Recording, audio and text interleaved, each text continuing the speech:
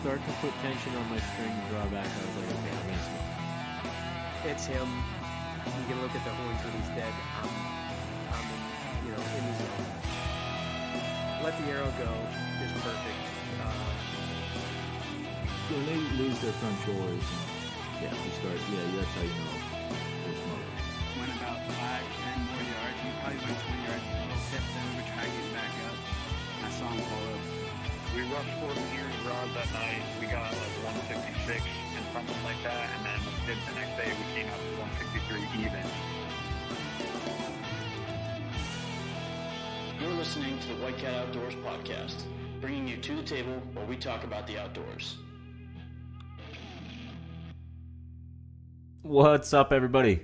Episode 142 of the White Cat Outdoors podcast. And last week, I always do this. I get ahead of myself. Nick and Tom are here. I am. Yep, big time. Big time. We're happy to have them both. You guys are happy to have all three of us. And last week, we talked about tactics for our early season hunts, what we plan on doing to get the job done, some different things. Tom's talking about some different tactics he's going to jump into, try some new stuff. That's Nick's wheelhouse part of the season. He loves early season, so That's when I get it done. yeah, you always do. And now we're moving on to the middle of the season. So from, we'll call it like maybe the 15th-ish 20th-ish, yeah, somewhere in there. to like Halloween. Yeah. You're like I feel like getting that's into like pre-rut and late pre-rut. It's like a pivotal point in the season is Halloween, I think. Yes, it definitely is. And that has always been my favorite time, from like the 20th to the 31st. I love that time stretch. Just something about it. That's when I tend to get the job done, so that's why I like it so much. But I'm sure, yeah, because if you, looking at prior seasons and everything, that, I typically kill in this, 2-week period or whatever. So it's easy to get pumped yeah. for it, I was talking to you guys before we hit record, though. I think I'm going to have to get the job done early season because I'm starting to get this buck I got figured out. He's the target guy. I think he's going to be number one hit list. I'm going to hold off for him. I'm starting to get him figured out, and based on last year, I think early season's going to have to be the time I take him. Lucky for you, I'll be running a clinic here in about 2 weeks, and I will be going over everything you need to know about killing bucks on the first day. Perfect. So hopefully go ahead and get signed up because seats are filling fast. I believe it. And I actually stamp a guarantee that you'll kill on opening day. How about that? It's a tall order, but we'll see what happens. So what do you guys plan on doing for that middle part of the season? I know a lot of people, that's like when they say like the October lull is like that middle to... See, I don't really know much about like the October lull, Me to be either. honest. I've never observed it. I just know that's when people say it is like the... Yeah, I don't know. For me, that second half of October is when I really start trying to find like what, like hot sign. Mainly at that point, scrapes is what I like. Scrapes, and then I will start looking a little bit more at food sources just because of the does. But nothing gets me fired up more than finding a scrape that's, fresh. Either I can smell it or seeing like dirt kicked up on top of leaves, which tells me that, it couldn't have been long. Yeah. That's the big, what I'm looking for in the woods at that time. What about you, T? What are you scoping out? You still staying on food? Where are you going? I tend to stay on food, close to bedding particularly. One of my favorite things about that, what they call October lull, is I've noticed that's when we start getting a lot of new bucks on camera. Yeah. Because it's not really the rut yet, but bucks, they have spots where they travel to for the rut. So that, mid-October to the end of October, a lot of the times bucks will come in. They're not going to stay there, but they're just going to scout out their rut area. Maybe put a few territorial scrapes, let everybody know, hey, this is my spot. You might catch them on camera 1-2 days and then they're gone. But they'll be back. It's like reserving a table at a fine restaurant in advance. Yeah. Yeah. So I noticed last year I got 3 different bucks on camera during that October lull, late October. All 3 shooters and all 3 on during daylight. And I actually had a really good encounter with one, but my neighbor totally hosed me. I remember that day. Yeah, I was not happy. That was October. It was before. 08. It was before the 20th because I killed last year on the 20th, so it had to be about a week or so before that. So probably Right around, around the the 15th. Yeah, so it's a good time to be in the woods. Like I said, a lot of new bucks usually start showing up on camera. Yeah, I'm looking forward to it. Yeah, me too. It's gonna be wild. So Frank, you're in the out of us three. This is you're the master. I was gonna say expert, but master's also pretty good. Yeah, Masa, if you will. Yeah. What are you doing? What are you targeting in that time period? And just kind of run us through what your approach is. Well, the early season, I'm all about food. I stay on food almost the whole time, the first couple weeks, and then after that, I basically completely abandon food. I do not hunt up in New York. I do, but like the places that I hunt here in PA, I do not sit on any ag fields. I don't have any food plots around here. See, I think food plots are totally different than ag fields because a lot of the food plots we have are way back in the they're woods. secluded. Yeah, and I think deer feel comfortable any time of the day coming out to those. Because I mean, we're new into the cell cam game, but I have some cell cams out now on food plots, and my phone will go off at 1 in the morning, 8 in the morning, 10 in the morning, 1 in the afternoon, 3 in the afternoon, just all day long. Nonstop. Yeah, Yeah, they're just coming out. passing through and Yeah. grab a quick bite. But yeah, with that being said, I pretty much abandon the ag fields and I spend a lot of time near swamps. I like swamp edges.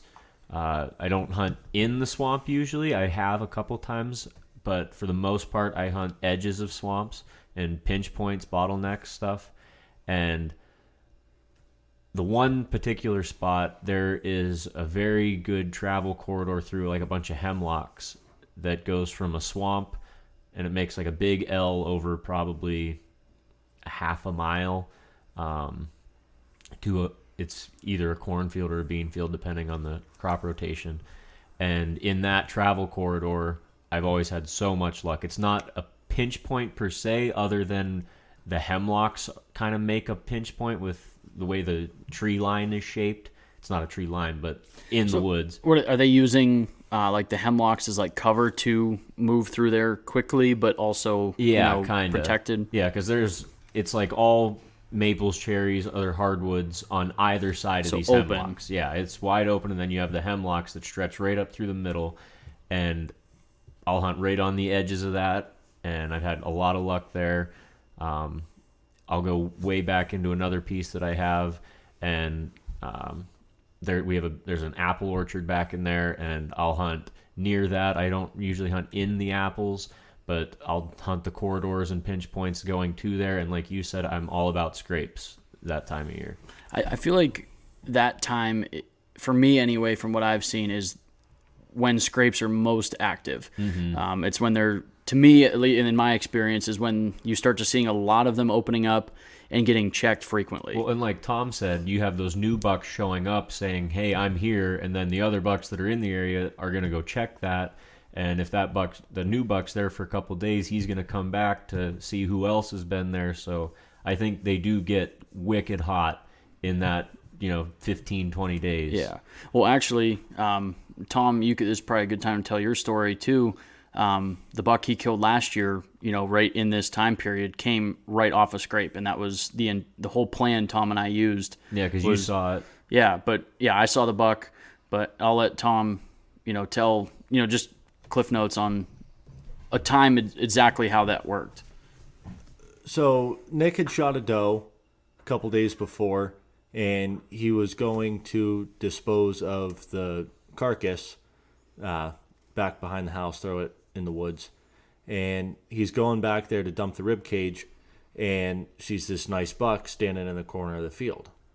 And that's pretty cool. It was like 2 o'clock in the afternoon, 3 o'clock in midday. the afternoon. Mm-hmm.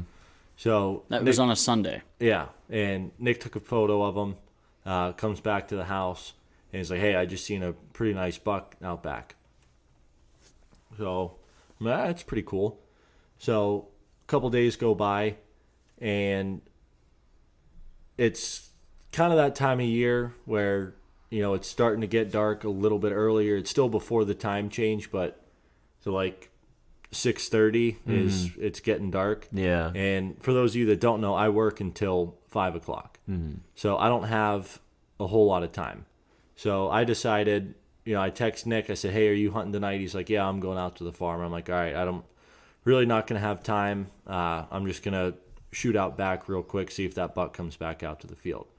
And Nick's like, you know what? I might. You didn't know at this point that he was checking a scrape? Or No. Okay. No, there's a tree back there that typically opens up every year. So, I mean, we have that prior knowledge, but we hadn't Yeah. confirmed this year at that point. Yeah.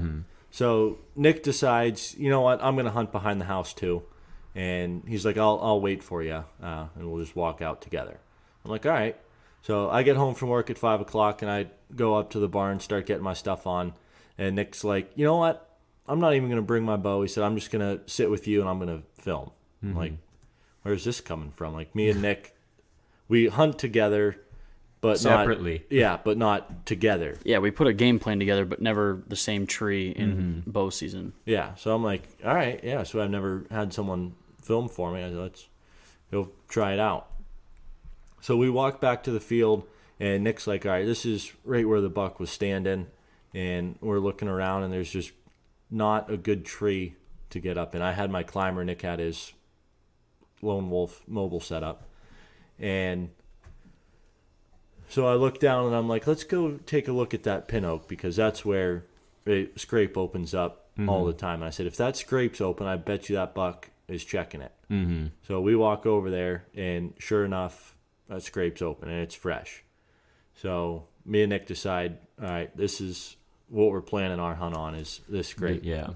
The way that the field edge works, unless you're on the ground in a blind or something, there's no possible way to shoot the scrape, just with how thick it is. Yeah. Yeah.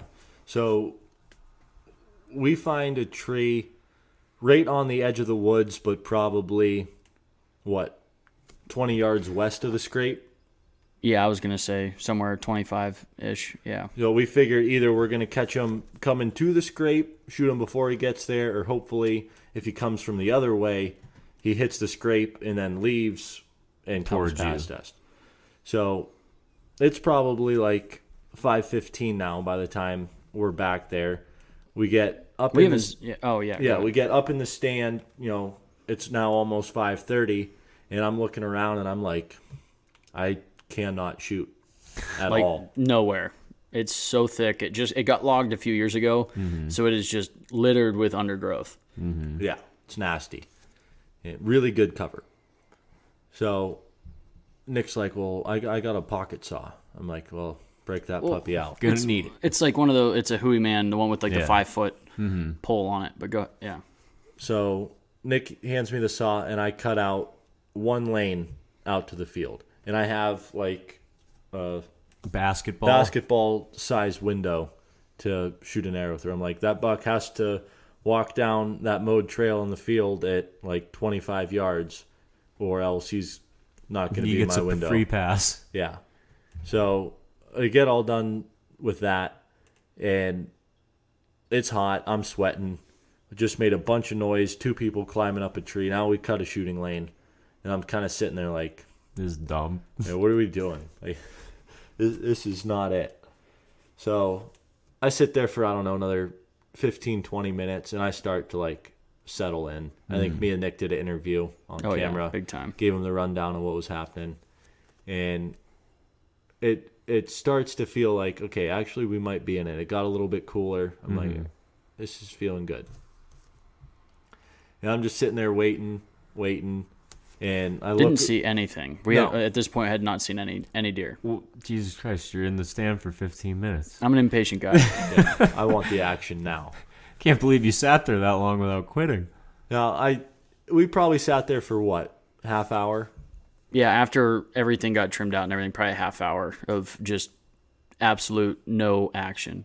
About ready to climb down. And I look over towards that scrape and I see a leg. That's all I could see, and I could see it paw on the ground. I'm like, that's him. So I reach around the tree. Because it was a large tree. Like Tom and I were on like 180 degrees from each other. Could not see each other without like both of us leaning around at the same time. I didn't even say anything to Nick. He just knew that, okay, Yeah. it's go time. So I stand up, and I'm telling you, it was so thick I could do jumping jacks in my tree stand, and this deer was not going to see us. So I was sitting down. I see the buck. I stand up, grab my bow, get ready. Yeah, he's 25 yards away at this point, and there's no way he's seeing us where we're at. Yeah.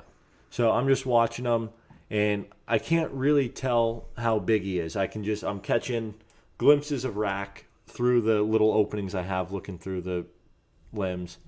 And I'm like, he's got a cage, and I know he's legal. Can't really tell what he is. And in my head, it feels like he's there for like 20 minutes. And I think the video is like 4 minutes long. Yeah. So 2 minutes tops. yeah. So he starts reading the script. He breaks free from the scrape and starts walking right down towards us. And he gets in this one section where I get a quick glimpse at his side and I see 4 up. So I know he's got 5 on one side. I'm like, at that time, I'm like, okay, he's done.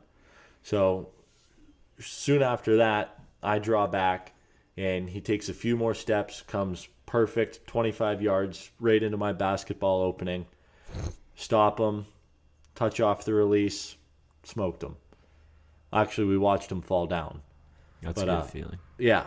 And I was so amped, I totally forgot that I was on camera. So Which is probably good. Yeah. I've been known to Beef it, yeah. Yeah. You said it, not me. I said it. But yeah, I look over to high five Nick, and then it's like a whole new excitement. Like, oh shit, you got that on film. Like, that's awesome. Yeah. Yeah, you can like see it in the video. He's like, oh, like you got it. I was like, yeah, buddy. Yeah, that's cool. I just want to say, Nick said, he said, just give us the cliff notes, and you went full story. And I love it, was though. I was all. Yeah. About That's it. what we're here I was for. there for it. And then it was a Wednesday night. You're gonna have to back up to the beginning. And I remember it was a Wednesday night because we had the podcast after the hunt, and we normally podcast on Wednesdays. So my brain starts churning. I'm like, okay, we're going to pull a little prank on Frank here. Yeah. So I call him, and I'm like, hey, we're going to be late to the podcast. He's like, why? I'm like, I just shot a doe. And Nick and Frank both know I don't shoot doe. And he's like, no, I told him not to say doe. I was like, he's never gonna believe this. And he's like, no, you didn't. I'm like, yeah, Nick was filming for me, so I figured let's get something on camera. And Frank's like, oh, You churched the story up just Yeah. enough so that I was just on board. yeah. So we get down, and we end up getting to the podcast late. I don't know, probably 8 o'clock. Did we just drug it to the barn, right? Yeah, you didn't do anything with it. Yeah, we went and found it, and then we drug it, to one of the tractor Yeah. trails. And Yeah. Dad went back with his truck and picked it up. But we get to the podcast, and Frank's like, let's see a picture of this No, doe. you showed it to my dad first. Yeah. And And he goes, oh, that's a nice buck. And I was like, what the fuck? so, yeah. Because you can't have fun with your buddies when you shoot something. What's the point? Yeah. What are you even doing? But yeah, so that was, long story short story long. Yeah, short story. Uh, Cliff notes That was just, to novel. that was basically exactly what we're talking about here is setting up on scrapes. Yeah. I think bucks are tending scrapes way more than any other time of the year in that 2-week window. Yeah, and I think in that time, it's really easy to identify, like, scrape lines.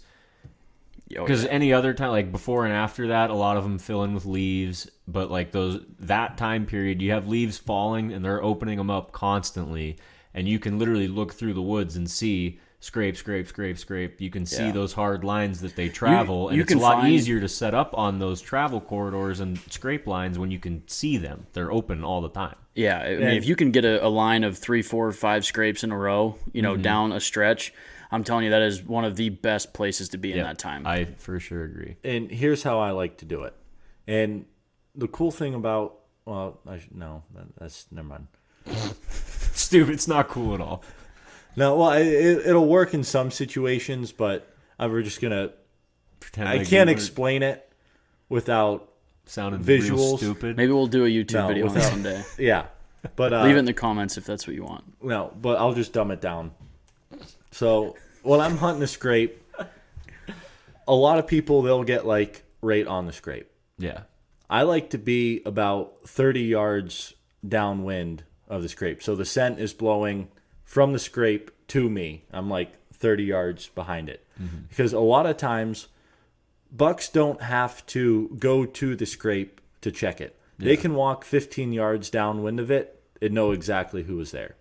So that's why I like to be at that 30-yard range. Because if they make their 15-yard loop around it, well, now they're in at the 15 wheelhouse. yards. Yeah. And even if they do go check it out, 30 yards is still doable with a bow, especially if they're nose down, Yeah. smelling the tending scrape. a scrape. They're not looking for you. Yeah, but a lot of time, if you're one of those guys that gets 10 yards from the scrape, well, if he comes downwind of that scrape, he's going to be behind you. Yeah, and he's gonna smell you before the scrape. Yeah. It is kind of like a case-by-case basis, and I don't know if that's what you were struggling with, because like the buck that you got, it's tough to set up, Yeah. 15, 30 yards behind it based on where it's at. So it is a lot of it based on the location of the scrape line. Yeah.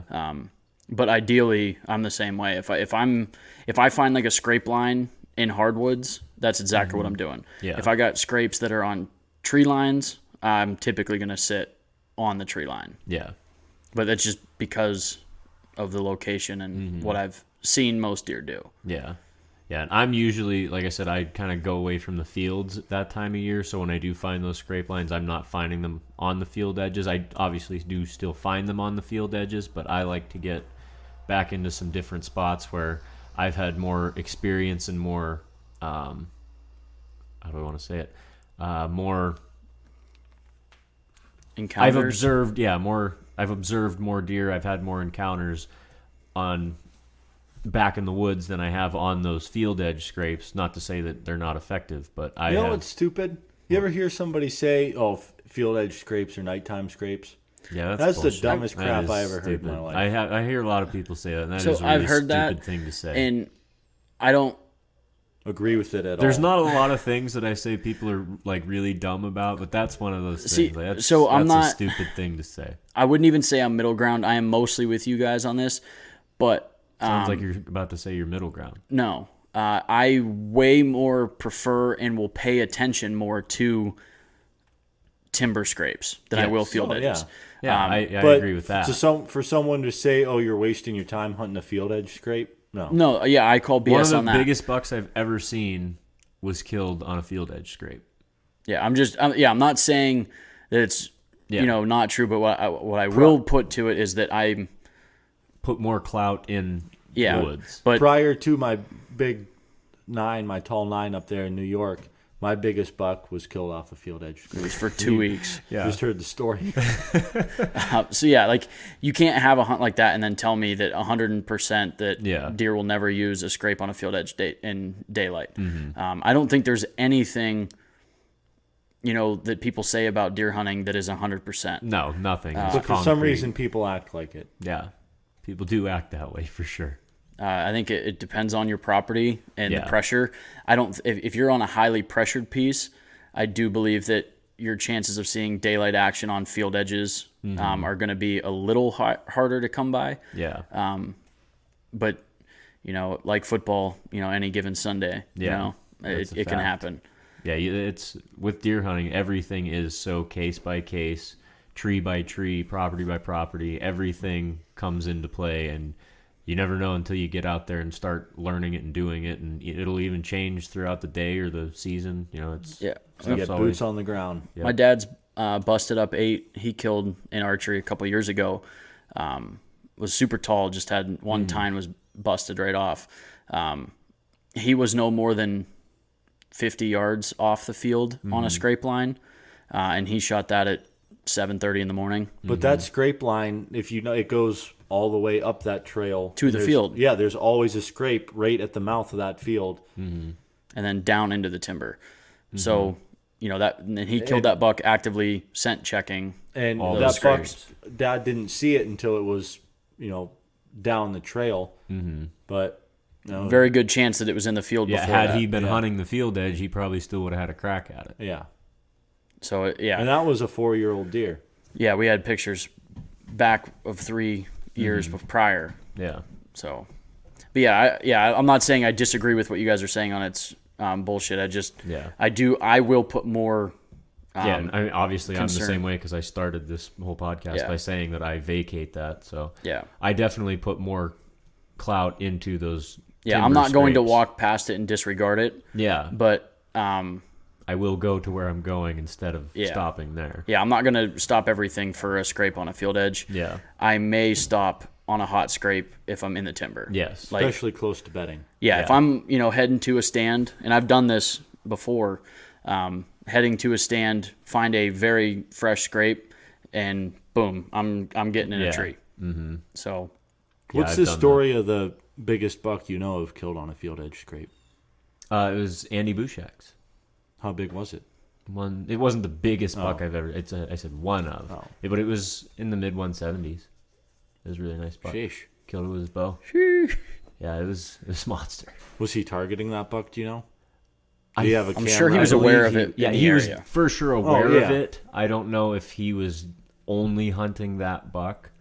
That's enough for me to only hunt one. Right? It was giant. It was so cool looking. It had points all over the place. It was really cool. It's not really like, PA doesn't actually have. You said that was up in Maine. Did he? Yeah. Yeah. It was nowhere near PA. North Pole, not even close to here. It wasn't even a United States whitetail. It's actually on a ranch up in, In the North Africa. Pole. Yeah. Will that be wild if, like, you know how, like, you can go down to Texas and go, like, on an impala hunt? Yeah, shoot. You could go, like, over to Africa and do, like, a whitetail hunt. do an eastern turkey hunt. In That was Africa. way eastern. Yeah, that's way over there. Do they have turkeys in Africa? Yeah, I- ostriches. That's not a turkey. It's a big They bird. roost in is the a- trees. I don't. No, they don't They fly. are completely flightless, actually. They construct Or ladders. are they in Australia? I don't. I think you can get an ostrich in Africa. I'm sure there are some there. I don't know where they are native. I think Australia, but I You can can I can actually- almost guarantee there's some in Africa. You can do an ostrich hunt very reasonably. Really? Yeah, they're like, well, you still got to pay to get wherever you're there. going, but they were How do like you, if you were to mount an 1,200 ostrich Why would you even want it? for boots? Could you imagine the breasts on that thing? For breasts? Like, you shoot a turkey and you get like 4 pounds of meat. Yeah. They're probably like 50-pound breasts. Yeah, they do have some big breasts. How would you, like, if you say, Shoulder mount, where do you A put neck the mount? shoulder? right behind the wing. So like I think I have seen them, like the wings are kind of fluffed up and you can see like the breasts and then the head And comes the up. beard. They don't have beards, Tom. I think you should do like one of them ones with its head in the ground. That's good. I heard idea. that's a myth. I heard they don't do that. You can do whatever you want with a mount. Yeah, I know that, but I heard You ever like, seen them squirrels holding a big old nutsack? those are nice. That is nice. Tasteful. Very tasteful. I like the bears that are like holding a tray. Yeah, that's pretty sharp. I've never seen them like with their hand up like you just motion. It's usually out in front of you with a platter. Oh, I've seen them. Well, I've seen them both. Yeah, I've never. That'd be really cool. Anyway, mid-season bow hunting. If you guys want any cool mount ideas, we got a bunch. Yeah, I mean that's why I don't typically kill at the end of October. I've only killed one buck in that time frame, and Yeah, but you've always said Halloween is like your favorite day to hunt. yeah, because I killed my first archery buck on that day. So it's more of a sentimental thing. Well, I mean, I don't know why. I feel like And it's I get just to a rename a stand, or not rename, but get rid of a name for a stand for that one. You could have renamed it. You could've. could have gave it back its original name. Yeah, it's basically short story long. My granddad had hunted this stand, and was able to kill a buck and a doe out of it. So it was named Dead a Pair for a long time. Then years later, I mean, that was back in probably the 90s, maybe even the 80s, long time ago. And then, you know, in the early 2000s, one of the largest deer we've ever had on camera was wounded out of that stand. And it was renamed The Great Mistake. So it was kind of like not a great name for a stand, you know. Yeah. And then probably, you know, 5 years after that, I had killed my first archery buck out of it. What did we call? Willy Wonka. Yeah, it was the That Willy was the Wonka one buck. with the bacon hanging on. Yeah, we called him the Willy Wonka buck because on all the camera pictures, this was also way before how nice trail cameras are now. So it was just blurry, like not super Shitty clear. picture. So the Willy Wonka buck was a deep, dark chocolate, like deeper than chocolate rack. Like it was was very black. dark, and it looked like it had some junk. And that's, you know, that was all we could see. Nobody had seen him on the hoof. It was just trail camera pictures showed this almost black rack with junk. And I put an arrow in him, and I actually watched him fall. You know, he looped through, and then I watched him crash maybe 60 yards away from me. And I remember calling my dad, and I was like, hey, you know, I just shot the Willy Wonka buck. And he's like, hell yeah. He's like, I guess you're going to have to call the taxidermist because, like, it, you know, thought it was a pretty good buck. And we get up to it, and the story comes full circle now. We realize that the reason the rack was so black was it never shed most of its velvet.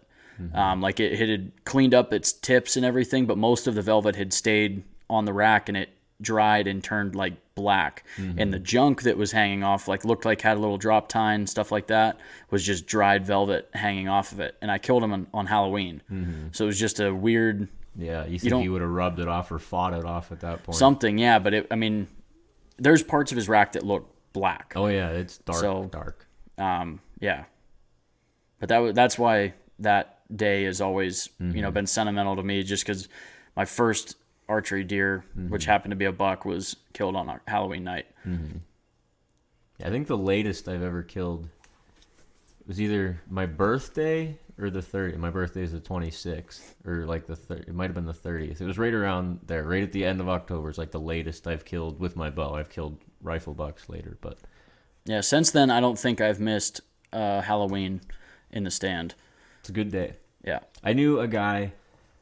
I can't remember if it's a guy that I work with or a guy that I met when I was hunting one time. I can figure it out and ask the guy. But this guy was either lying to me or it actually happened. Who knows? He killed a buck on Halloween. I think it was like 20 or 22 straight years. And he wasn't shooting monsters. You know, this was way back a long time ago before antler restrictions. And he claimed that he shot a buck on Halloween for like 20 years in a row. I was like, that is absolutely ridiculous. Pennsylvania guy? Yeah, I'm Pennsylvania. not buying it. Yeah, I don't know. It would fall on a Sunday at some point. Fair enough. Not buying it. Well, maybe he went Debunked. to New York if it was on a Sunday. But Or he doesn't care about laws. yeah, there's also that. Good point, Tom. Myth busted. Myth busted. Stamped. That's good stuff, Tom. For our out-of-state listeners, until hunt. recently, we couldn't hunt any Sunday. Now, Game Commission's nice enough to give us a couple. one in archery, one in rifle. So They're just in the giving mood, I guess. Yeah, they better start giving some more. I would like all Sundays. yeah, But it is kind of nice to have the day of rest in PA to go to New York. Yeah, because I agree with that a little bit. Just But because most people, it's nice for me. Most people don't do that. Yeah, for us, it's really nice because I don't have to pick on Sundays. Yeah. I can just say I'm going to New York, which makes, for us, we go to the cabin Saturday night, you know, have a few beers, talk about the hunt plan and everything, and hit it hard on Sunday. So, Yeah. good stuff. Well, Frank, I hope you keep your title is, you know, the mid-season king. I'm sure. I might steal your early season title. Who knows? You're going to have to kill a bigger buck than me early Well, season. that's going to happen, so. Yeah, I will say that the one that you're after will be tough to beat. Yeah, it's a good one. it's like a mid-one teens. Just to It's a little bigger than that. Yeah, I guess on that note, we're not going to give any more info. Yeah. You'll see it. You'll hear about it. You'll hear about it. Well, you'll see in the comments.